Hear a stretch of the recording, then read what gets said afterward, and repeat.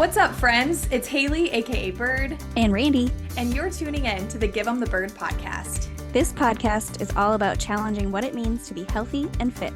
It's about celebrating sustainable behavior change and non-scale victories. And most importantly, it's about giving the bird to the diet industry and societal expectations of body size.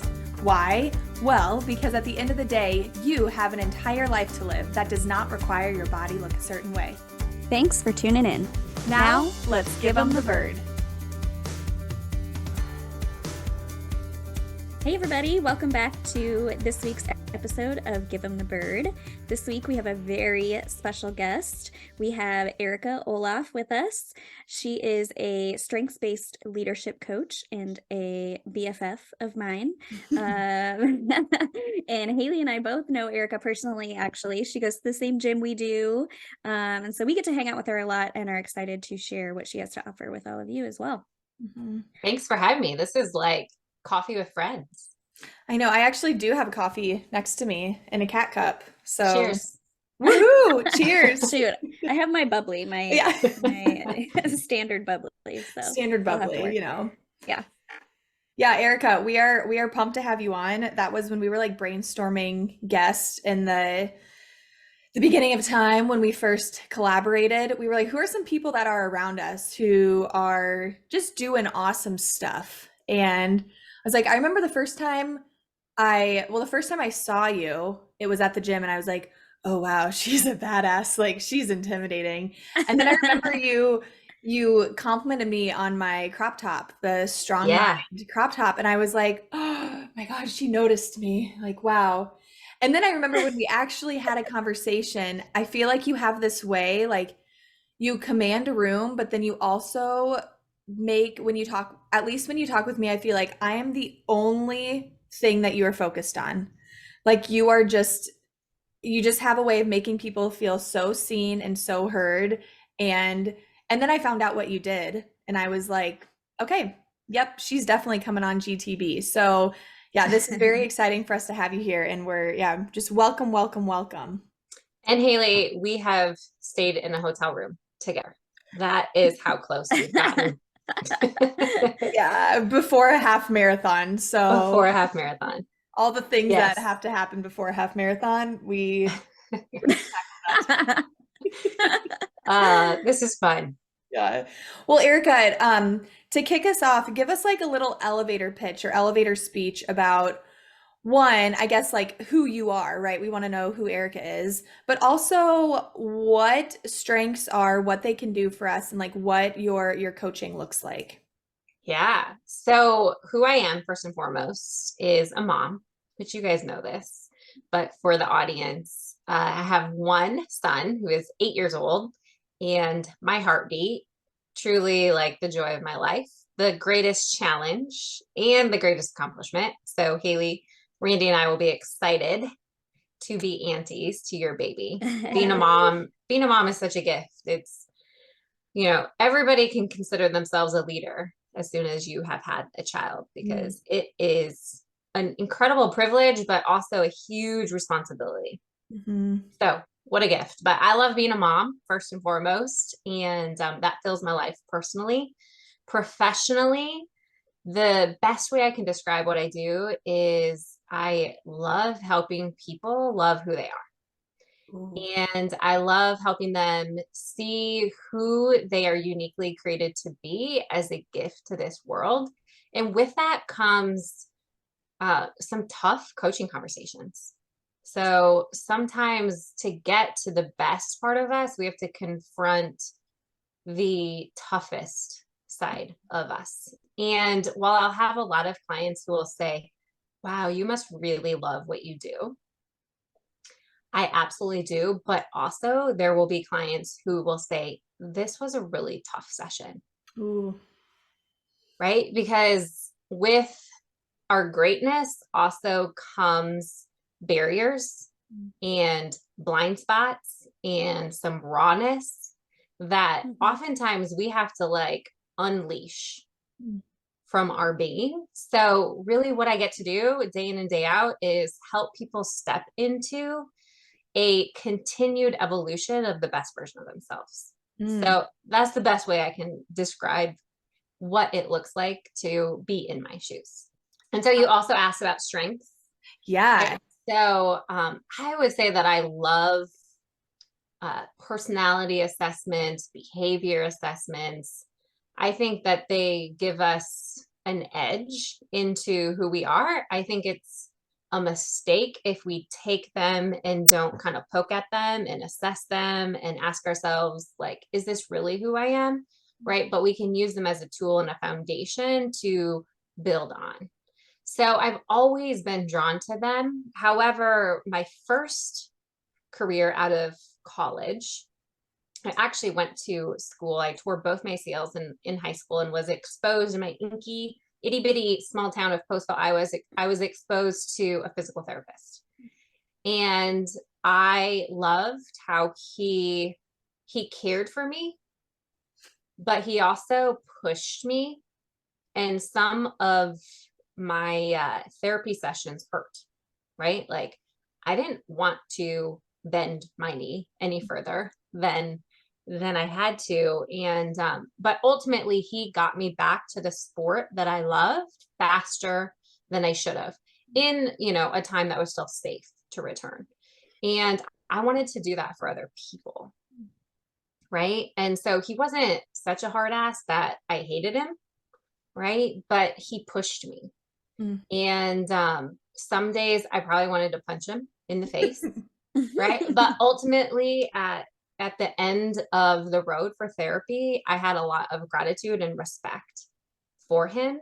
And anyway, went to college for athletic training. That was going to be my undergrad degree to get me to PT school. Observed at the University of Iowa in the sports med clinic my junior year, and decided I didn't think it was the right place, the right environment for me long term. And so part of why that was there was people who were coming in off the street, workman's comp situations, and they had no desire to help themselves.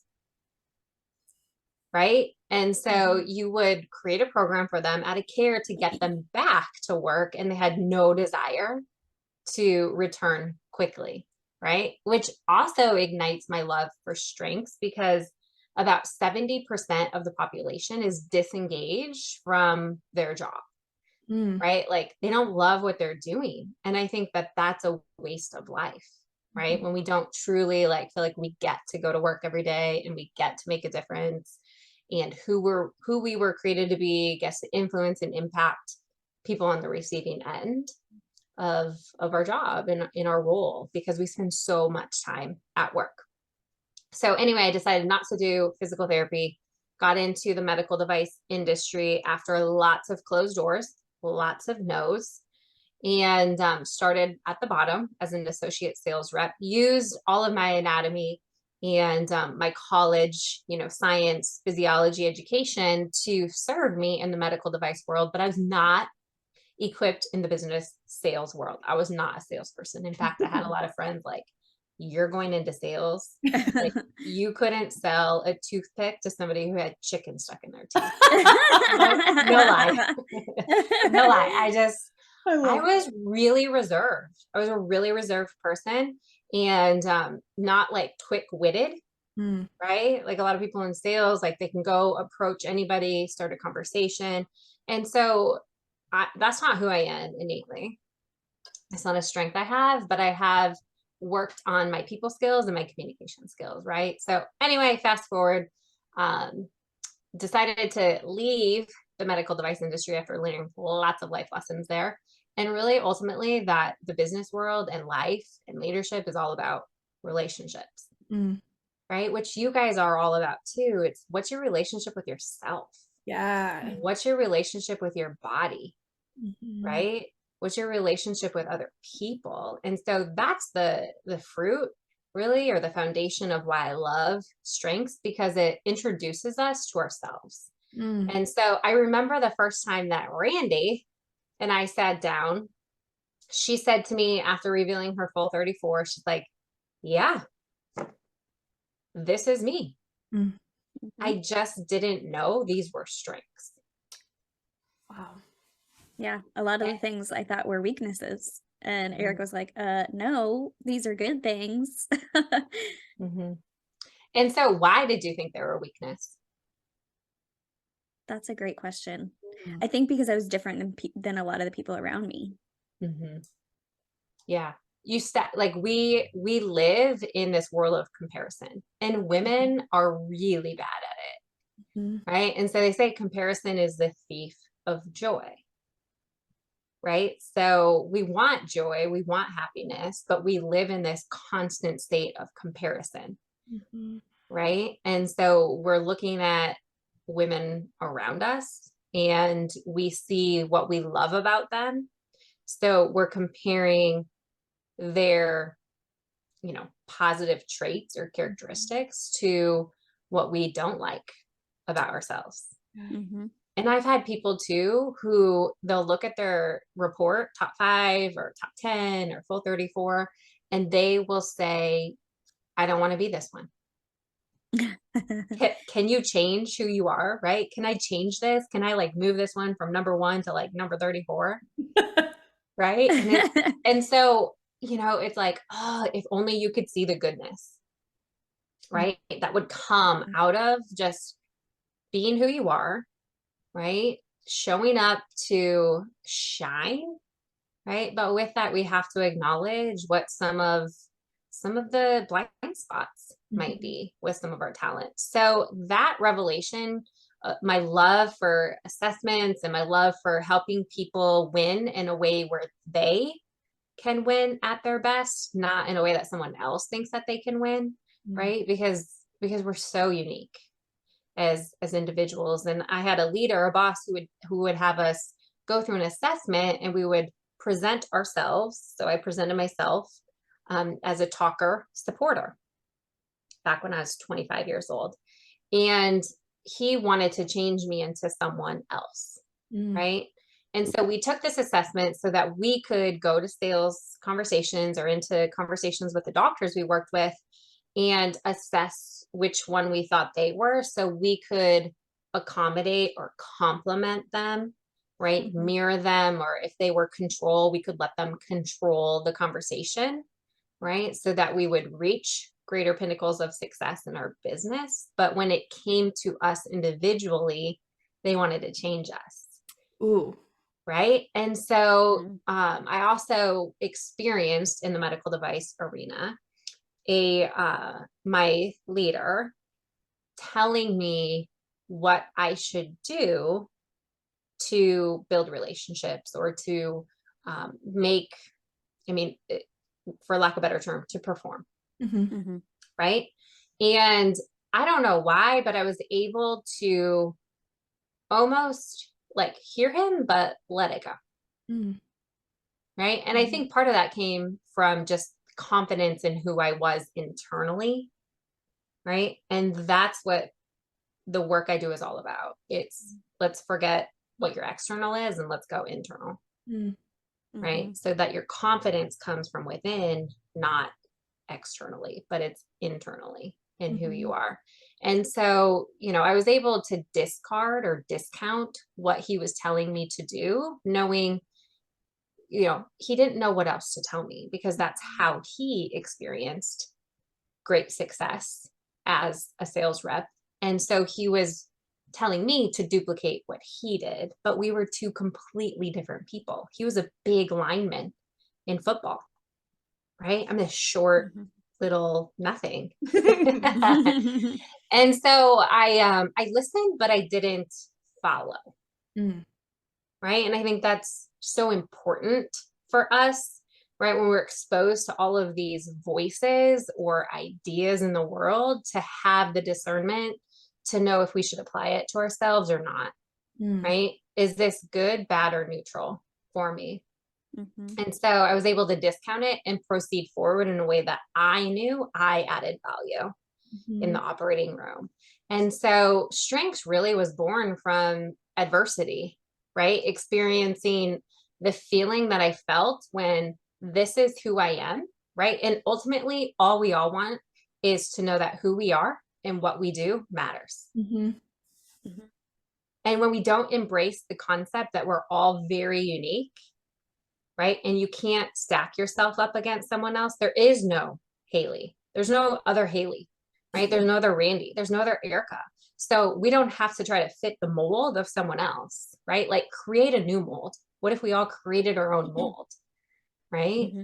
And shared our thoughts and shared our ideas because we know it's our truth, right? And someone else might be inspired by that. So I think that, to turn this back around on you two and what you're doing, I think that's one of the things I love, respect, admire about this conversation, right? Is it's breaking a mold that so many people fall into and maybe fall victim to, Yeah.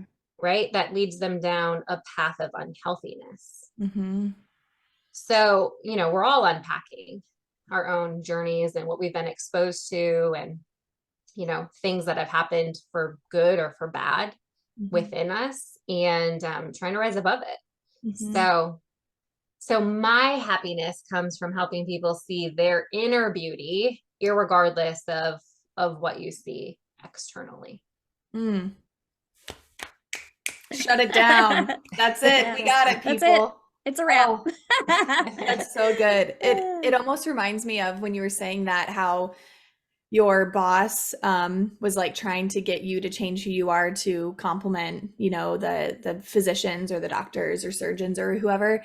It reminded me of, and I've talked about it on a previous season of GTB before, when I was in this whole idea of like being too much. Like I just have so much energy, like I'm a lot, I'm very enthusiastic. And when I was in, I mean, I've had moments throughout my life where it's been very apparent, from starting when I was like 7 years old. I had, you know, friends, parents say things to me, and I, looking back, like I know, you know, I know it all. I can see it all. Well, there was a very distinct time when I was in college. I worked at the Ronald McDonald House. I was a night manager. They no longer have those, but we would like stay overnight with the families and protect the house, basically. Um, and my boss at the time told me that I was too friendly to these families whose kiddos were, I mean, the worst, were in Yeah. some of the worst conditions, dealing with pediatric cancer and, you know, all of these terrible things. And that my friendliness came off as being unprofessional. And I was able to see, I did a mentorship program, and I was able to see like that was a huge limiting belief that I had about myself, believing that my enthusiasm and like ability to make people feel comfortable was unprofessional. And so for so long, I shut it off in all my jobs that I had. And now I've realized like that is literally my secret sauce, like being able to Your make, superpower for yeah, sure. like it really is. And I always think about like what makes me different as a, you know, a coach or an intuitive eating counselor compared to other people. And I'm like, it's me. It's the fact that like the students or the clients that I meet with can see themselves, we can see ourselves in each other, and like the empathy and just the friendliness and warmth. And so when you said that, that took me right back to when I was in college, and this whole idea of, yeah, these societal expectations for what it means to be a professional, right? Like professionals can't be enthusiastic and warm and, you know, all of these things. And that, like you said, it completely relates to GTB, because this is all about kind of saying F you to those, right? And bursting through those expectations for, yes, body size and what it means to be healthy and fit. But also, one thing, we've mentioned it already this season, that Randy and I are so focused on, is just all different types of societal expectations. So I love that that's how you use strengths to reinforce who each individual is and help them create their own mold. Like, love that. We need to get shirts that say that. Create your own mold. Mold of what? What are we creating a mold of here, people? Yeah. Yeah, I was thinking the same thing about how it just like it reminded me of, we talk a lot about, you know, finding the gray area, like making your own mold in that gray area that takes, you know, pieces from all of these different parts that makes you who you are and makes you comfortable in any scenario. Mm-hmm. For sure. Yeah. So one thing I'll add to this concept of strengths, right? And just the unpacking of it. So we're uncovering what our innate needs are to thrive, right? So one person might need structure, right? Like the same routine day in and day out to thrive. And someone else might be totally drained by that. But instead of appreciating that difference, there's judgment there, right? Or frustrations. So like Randy is the ultimate planner. I'm the worst planner in the planet. And so I used to have a lot of shame around that, right? Or try to develop that or be better at that or say yes to, opportunities that would position me to become better there and would flop every single time. Right. And so the best way that you can assess a strength versus a weakness is, does it feel like the pen is in your dominant hand when you do this? Or does it feel like the pen is in your non-dominant hand? Right. And so when you put the pen in your non-dominant hand and you write your name, what are the thoughts going through your mind? Right? How long does it take you to do it? How comfortable or not comfortable is it to do it? Right. And so, a lot of people in my industry will say, well, you need to get outside your comfort zone. And I'd agree with that, right? You need to do things that take you outside your comfort zone when it comes to developing skills. But if you can apply your natural talents while you're getting outside your comfort zone, right? For instance, like starting a podcast, right? Like that's probably pretty uncomfortable for anybody to do the first time you do it. But if you bring your authentic self, Totally. right, and run it in a way that you have energy with it, right, it's going to be a home run either way. So if I could give you an example of two different clients that I work with who do the same thing, but they're wired completely different. So they both speak on the radio for their job. Okay. And they are hearing aid specialists. So one is wired to be higher energy, right? Really good at telling stories, connecting with people, just wildly influencing in her words, right? And so her focus was showing up on the radio and telling stories about how hearing aids had helped past patients, right? And then this other hearing aid specialist, she was not a storyteller, right? She's not the one who's going to come in and, connect with everybody in the room, right? She's a little bit more reserved. And so she had to fine tune and figure out that her best on the radio was educating people, sharing facts, right? Given like some data, like because she was so ingrained in the innovation of hearing aids, right? Her best was not to tell stories of patients or to bring people that way. And they both are highly rated, but they do it completely different. Right. And so that's a perfect example of showing up in like the same role or with the same objective, right? To speak on radio or to speak on a podcast, but bringing your best. Right. And it can look different. It doesn't have to look like someone else. And so we have to go within to figure that out. That's super cool. I remember talking with you about that specific point several months ago when we kind of first started talking about strengths, because I think what we're taught as kids in school is you have to, work on the subjects that you're worst at to make them better, which in school it's a different story. You have to get good grades to move on. But I think in general, we're just taught that we need to improve on our weaknesses. Whereas I think, your work with strengths really shows lean into what your natural strengths are and really capitalize on those, which I think is is so cool. Mhm. And it kind of makes me wonder, how someone could apply their own strengths when it comes to achieving like health and fitness goals. So, I think a lot of the times we think that the only people that are successful with health and fitness are people that probably have achiever or, are very regimented and routine Mhm. and that's probably, not everybody has those strengths. So, Mhm. um, what strengths do you see lend themselves, you know, to to health and fitness goals, maybe in non-traditional ways? Mhm. Yeah. So I think it's so important to be okay with like erasing the board Mm. Mm-hmm. and doing something new. Right. And so to give some framework behind how strengths apply in any scenario that we're in, there's 4 different general domains that show you how you show up. Mm-hmm. Right. And so there's some people who might have a lot of themes in the executing domain. Mm. Right. Okay. So they're like, get up, get it done, check it off the list.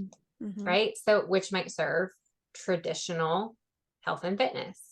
Right. Then you have people in the influencing domain, and people can spread out again amongst all 4. You might be heavy in 2, you might be spread out among 3, or you could be really solid in just a couple. Right. Mm-hmm.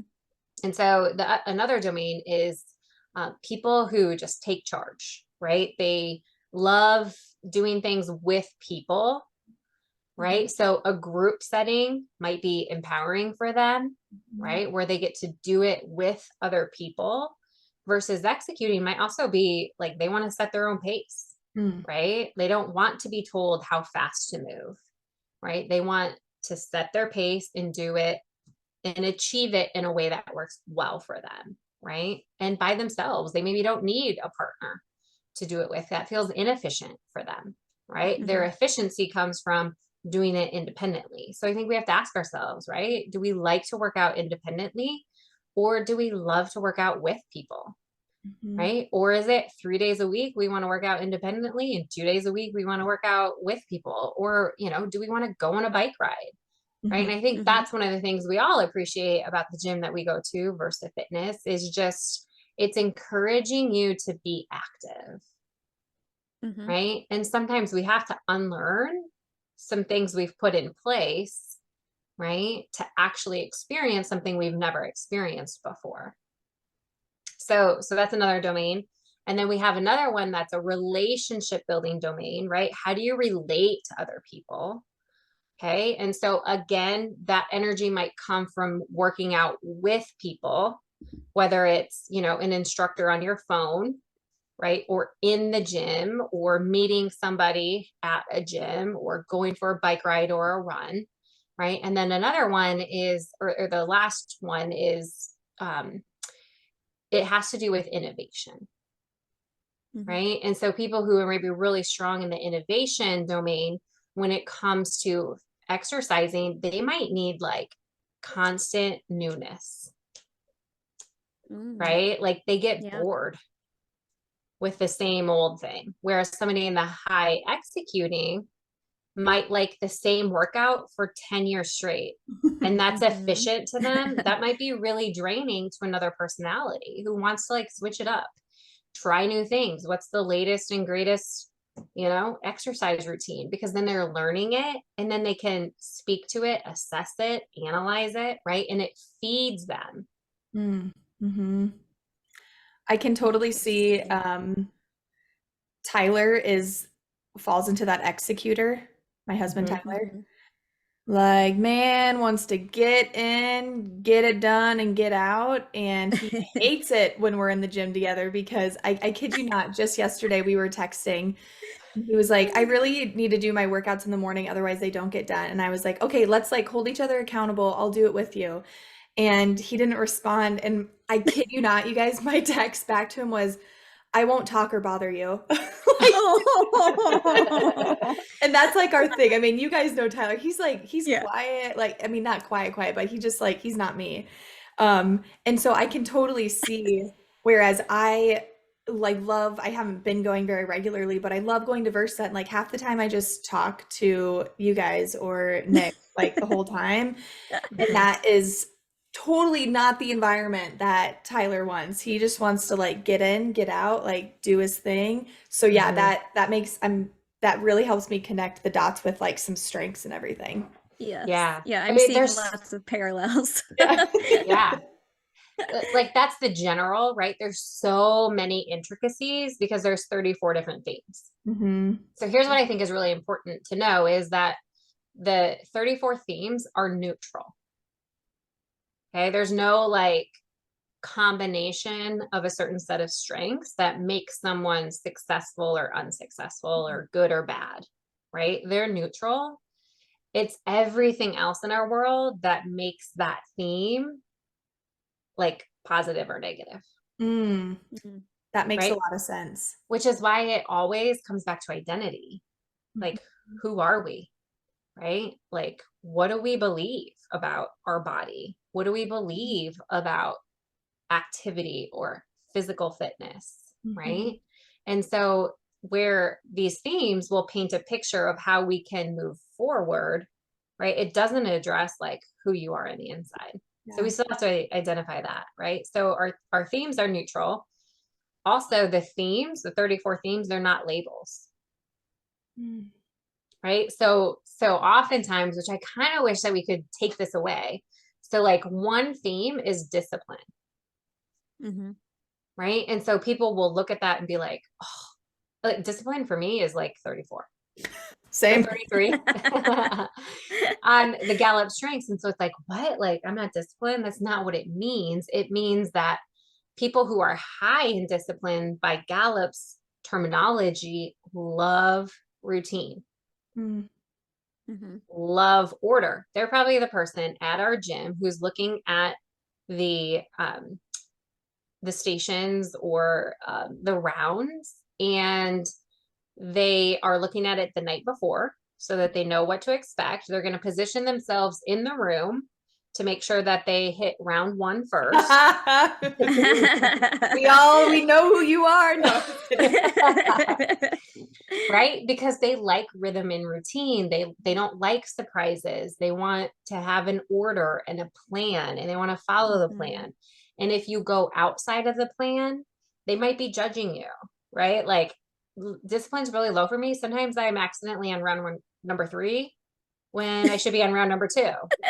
And I can vouch for that. That's true. there's probably people around me who are like, she's doing it wrong,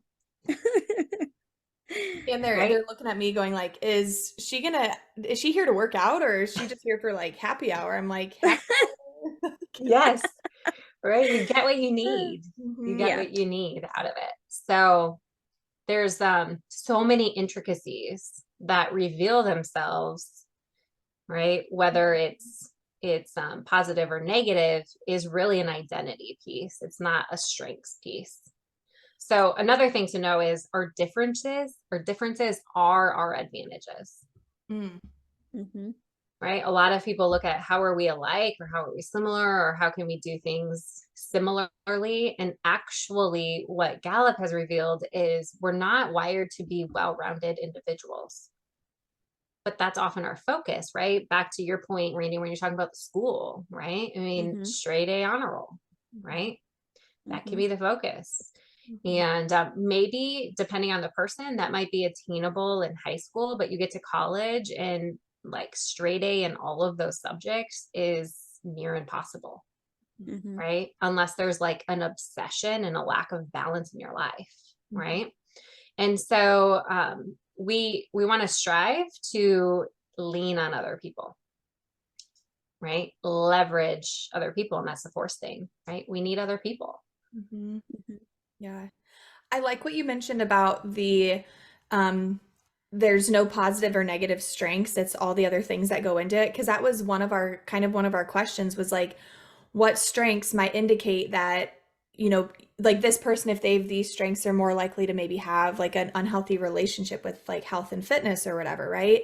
Mm-hmm. And what you said reminds me a lot about how we talk about motivation a lot of times too. Like someone can, like, motivation is really the thing that makes the difference. Like, why are we doing the thing? What's motivating us to do the behavior? Like, Mm-hmm. am I, participating, trying to run a half marathon because, whew, take me back, flashbacks right now. Am I trying to run a half marathon because I want to prove to myself that like I can do hard things? Or am I trying to run a half marathon because I feel like I'm not disciplined enough to finish something? And I think that if I start running, that'll be my gateway to like kickstart my weight loss, right? And how Mm-hmm.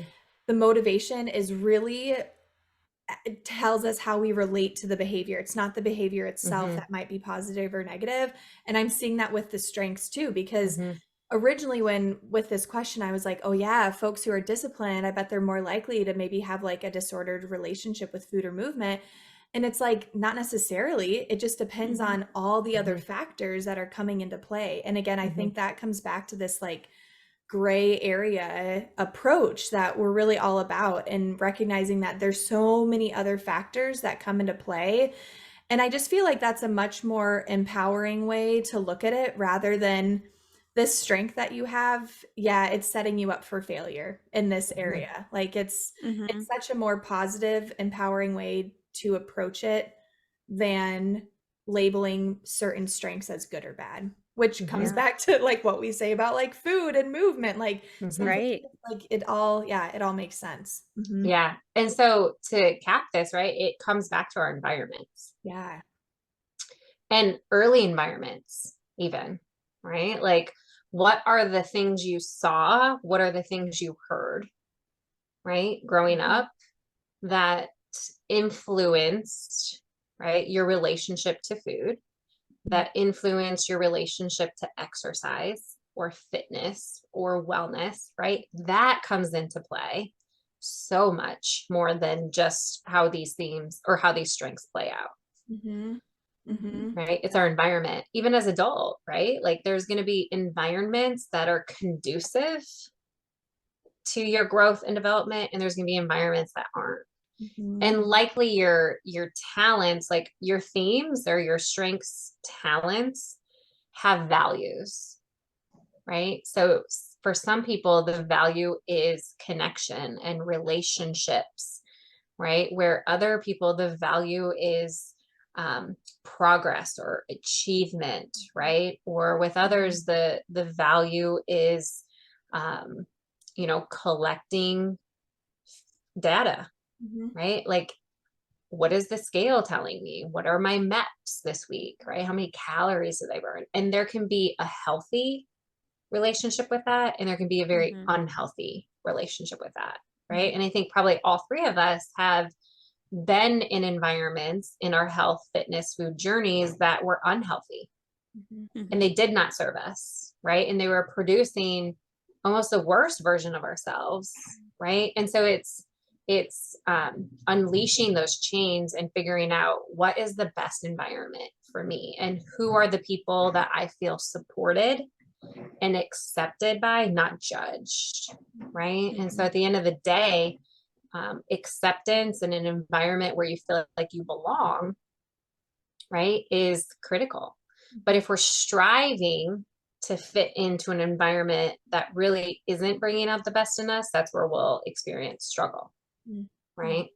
Mhm.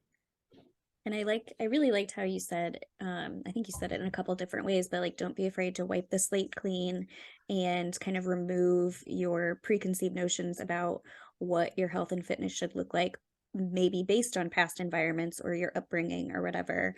Mm-hmm. And I think that's where I struggled in some of my transitions, was I just had this like hustle mentality in mind that it had to look like that to be good. Mhm. Mm-hmm. And now I know that showing up to Versa a couple times a week to chat with you guys and have a good time when I work out is kind of what I need. Like that's what's helpful for me and healthy for me. Mm-hmm. And it looks different for everybody, but I love that point that you made. Mhm. Mm-hmm. Yeah. Oftentimes when I'm working with people, when it comes to, because the people we surround ourselves with either contribute to our life and help us feel better about who we are, they empower us, encourage us, cheer us on, or they drain us, deteriorate us, right? Suffocate us, right? Challenge us in a bad way. And so who we surround ourselves with is so important, right? And a lot of people don't appreciate the impact that who we surround ourselves with, right, is shaping who we're becoming, because it is. And so oftentimes I'll have people walk through an exercise and you have to get real, right, with the people who you're spending the most time with. And you write them down on a piece of paper and you put a plus sign next to them if they make you feel like the person that you want to be, right? Do they add to your life? Do they accept you? Do they encourage you? Do they believe in you? Do they empower you? Do they appreciate you? Or are they raining on your parade, right? Are they always negative, right? Do they drain you? Do they judge you? Do they make you feel like you need to perform in a certain way to fit in, right? So we put the plus signs next to the ones that we want to spend more time with, right? And we put minus signs next to the ones we need to start setting some boundaries with, right? We can do the same thing when it comes to our fitness, right? And our relationship to that, the environments that we're in, right? Is this healthy for me or is this unhealthy for me? Yeah. Because it comes down to acceptance. I really like that exercise and how you can apply it to health and fitness. Like, these are all the things that I'm doing in regards to my health, fitness, wellness, whatever. Is this thing adding to my life or is it taking away from it? And I think that's a really great way for us to, yeah, just really reflect and take a good hard look at it. Like, and it reminds me, like, in GTB Academy, one of the participants was, I was just gonna say this. yeah, I was gonna suggest bringing it up. Yeah. running a marathon, training for Yeah. a marathon. And she just said that, like, every run was just like, it didn't have energy to complete the run, like didn't feel good afterwards, like even thinking about the run was just like draining for her. And I don't know if she had already thought about like not doing it, but I think, we kind of posed the question of like, how does it feel to think about not running it? And she was like, oh God, feels so good to think about not running it. And I was like, I think you need to reconsider, like, so I love that. I think that's a really practical strategy that people can do. And they can do it in any area of their life too. Any area. Is this job, like you said, are these people, are these health and fitness goals that I have? And I think now would be a really good time for people to do it, especially as like we set all these goals for ourselves at the beginning of the year. And typically by March timeframe, a lot of these goals and New Year's resolutions have fizzled out. Well, maybe now is a time that we can like sit down and actually prioritize and think about, okay, we have a month of these under our belt. Are they adding to our life or are they taking away from it? So that makes me like want to get a notebook out and do it right now. I'll wait though. Yeah. So another thing that comes to mind too, that people can apply from a strengths, like I think we need to look at things through different perspectives, right? And oftentimes we just look through it through our perspective. And that's why collaborations and conversations like this are so healthy, because we can see, oh man, this is actually a bad thought, right? Or a toxic thought or a bad environment or whatever it might be. But when we look at, the concept of strengths from positive characteristics to potential vulnerabilities, right? We all can be victims to vulnerabilities, right? And so with each theme, there's positive characteristics that are associated with them, right? And so for instance, if someone has the competition theme, right, some positive characteristics is they can create momentum, right? Or people want to be a part of a winning team. And so if they're positioning it right, they stretch their net wider, right? Because people will come on board to be a part of that and they can play in a way that works for them. But if it's a vulnerability, it looks like you're in or out, right? You're on the team or off the team. It can play a scenario, even self-induced, I'm not enough, right? If I'm training for a marathon and I'm not hitting the time, that like the number one athlete hit it, I'm not enough. Right. And so how does this help you and how does it hinder you? Right? Is it leading to guilt, shame, condemnation? That's not a good place to be. That's where we need, right, to assess it and, you know, why am I doing this? Why am I training for this? Why am I signing up for this? Right? It's not helping me become a better version of myself. It's putting me in a box of shame.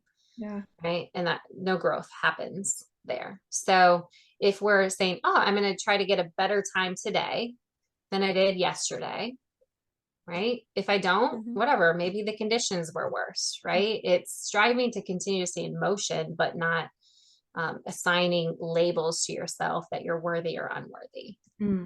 Yeah. So we can look at how does this help us and how does it hinder us as much as positive, negative, right? How does going to this gym help me?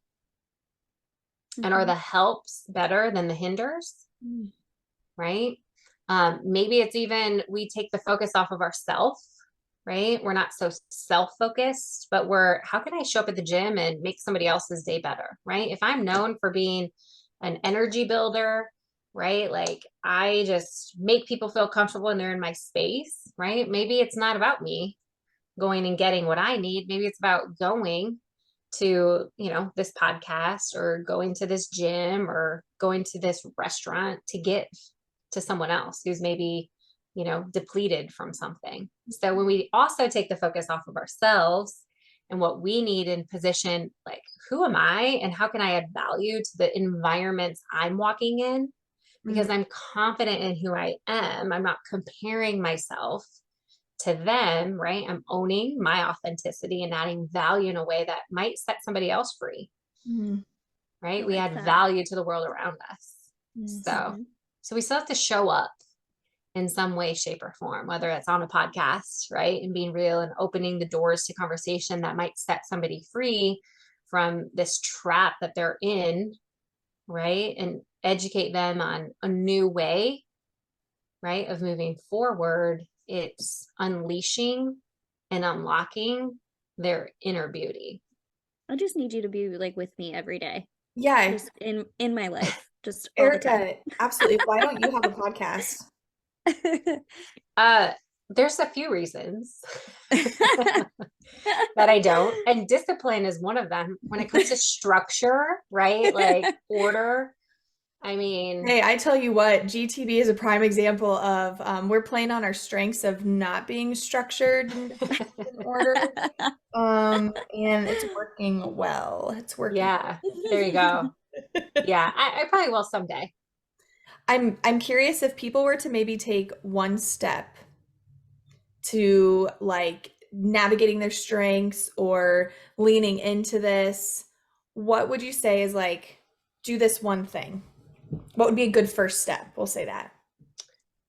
Well, I believe a good first step is just taking the assessment, right? If they haven't, it's gallup.com and you can take the full 34 assessment. There's an investment of $60, right? So you have to invest a little to gain some wisdom, insight, and understanding into who were you created to be, right? But aside from the assessment, I think that you can often ask yourself, right? Or I think the thing that people need to understand more than anything is that they are unique.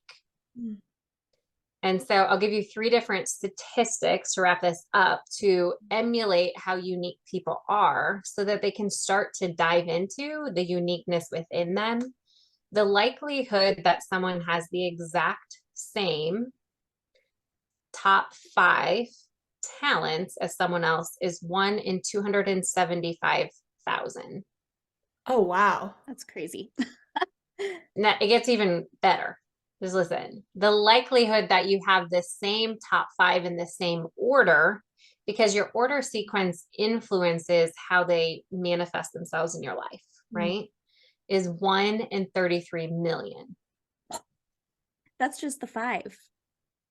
That's just the 5. 34. Oh my gosh. So the full 34 tells us like, how do we naturally think, feel, and behave?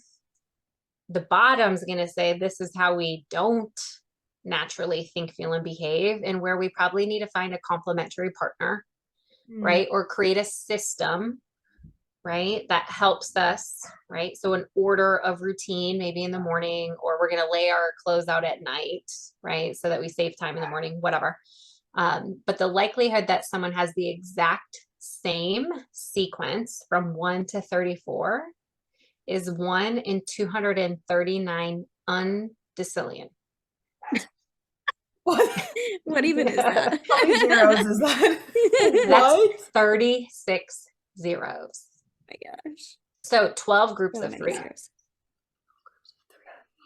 It's nuts. I gotta write that. So we got to put our blinders on, right? I mean, we have to be open to Wow. other people might think, feel, and behave differently than we do. But I think so often we shy away from being who we are, right? You had a teacher or a boss who said, you're too much, right? You're too this, you're too that, you know, you don't sit down, right? You talk too much, right? You can't possibly be that positive all the time, right? Like you start things and never finish anything, right? Like, you can never make a decision.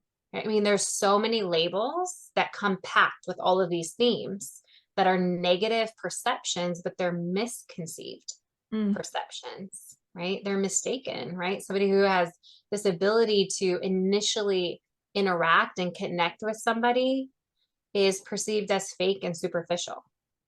But that's their gift to the world, right? And so they stop showing up to things, right? Or stop positioning themselves, stop connecting with people because they've been told they're superficial or fake. Right. And so we have to know that there's this inner genius, these superpowers within each of us that are super unique. And so we live in such a divided world today, right? People are so closed off to other people's opinions, perceptions, views on things. And if we just open ourselves and realize that our views might be different, we might actually get somewhere because everybody's going to be heard, right? Or maybe tap into some new idea or new source of energy that inspires them to wake up, right? And pursue life. So we're just so unique, right? And so if they ask themselves, what do I think?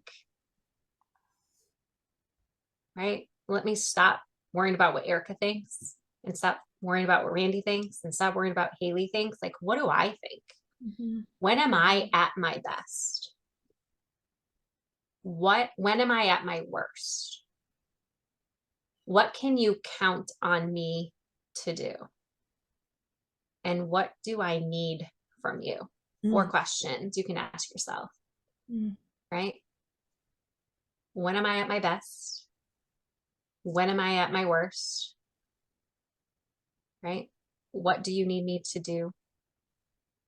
Or what do I need from you? Right? And what do you get? What can you count on me to do? I love those. And how do we appreciate and honor the people around us when they do those things? Because we're so different.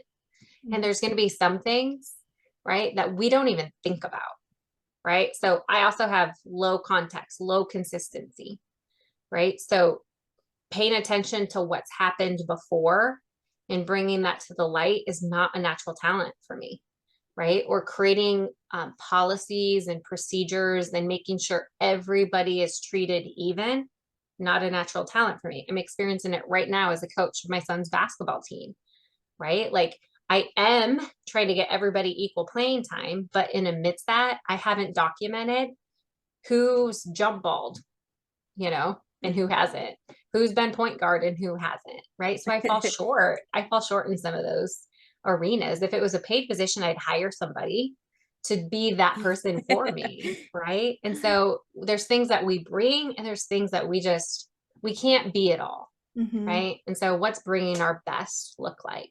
And how do we honor and appreciate the people around us and doing the same? Arica, can I ask you, what's your top strength? Belief. Ooh, Randy, do you know yours?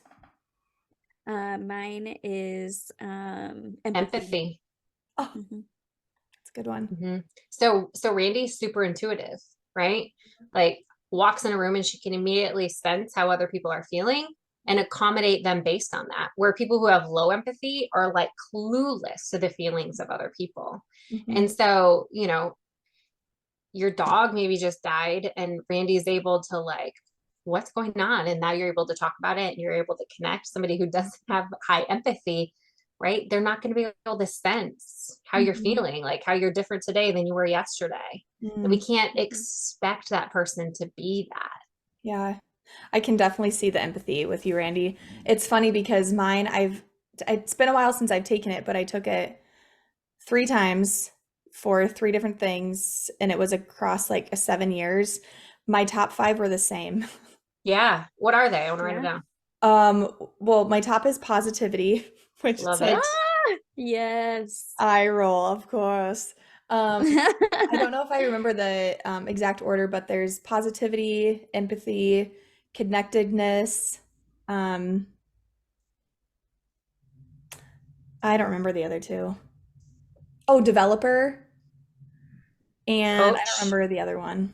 Developers are great coaches. I have developer too, but we're coach different things. You are super strong in the relationship building. That makes sense. That You're the makes glue. You're the glue. Our Love relationship that. builders are the glue. Actually, Randy leads in relationship building too. Mhm. You do? Oh my gosh, I can see Yep. that. Yeah. Yep. Wow. I just pulled mine up. I'm empathy, harmony, developer, consistency, and activator. Ooh, that's a good Yep. mix, I feel like.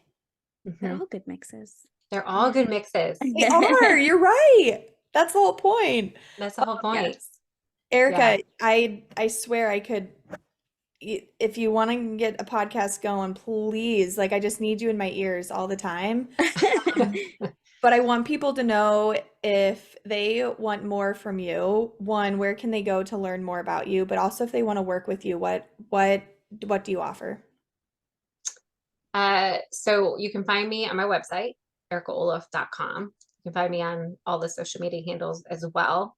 I really just love coffee though. So let's go to coffee. Of course. Oh my God. I love being eyeball to eyeball with people. And then as in terms of coaching, I don't have a lot of capacity right now to bring on new people. I'm doing a lot of teamwork.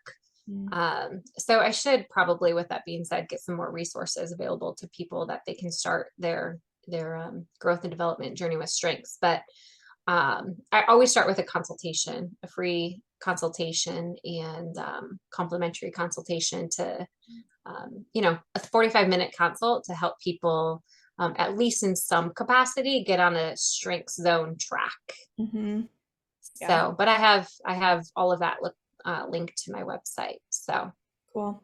I always 100% of the time use the Clifton Strengths tool Mhm. with all of my coaching clients. And that helps me quickly understand who they are and everything that they're sharing with me. I'm able to filter it through the strengths lens or the sequence that I'm seeing and help them understand who they are, right? Understand themselves, value themselves, and attach language to it. I think oftentimes we just don't have language, right, to help us communicate, right, who we are, what we need, what we bring, what motivates us, what demotivates us. And so when we're able to embrace or wrap our arms around the language, we can just show up with so much more energy Mhm. in every role that we play in, even as a parent. So that's a cool thing. There's lots of books out there that support strengths-based development, but it Yeah. follows us in our parenting role, right? Our relationships, our spouses, our spices, professionally, it just follows us. They follow us everywhere they go. They say that our talents naturally reveal themselves starting at age 3. Oh, wow. Mhm. Your face, Haley, is killing me. That is mind blowing. That's Mhm. just wow. It's wild. Mhm. Yeah, so you'll start to see your child when they're hitting the 3-year-old mark, like how do they get things done? How Hmm. do they relate to other people? Right? Like some kids super outgoing, they're going to go talk to anybody, Hmm. right? Other kids, they want a wing person with them, right? Yeah. They want a friend or they want mom or they want dad, right? And so you just start to assess. My son's super competitive. So the way that I would get him up and out the door is time him. Like, see, how fast can you get your shoes on, right? We create a game because he's so competitive. And the beauty is he's competitive with himself, right? There is some rawness. And so, you know, I mean, you work through that with little kids. There's lots of rawness in their talents, but you don't want to shut it down. So I can't tell him he's a sore loser. Right? It's just a game. It's not just a game to them. They measure themselves on how they rate, right, with other people. And so I've bumped him up for baseball. I've bumped him up for basketball. And let me tell you, the rawness is real. Because he's not the best player, right? He's not the best player.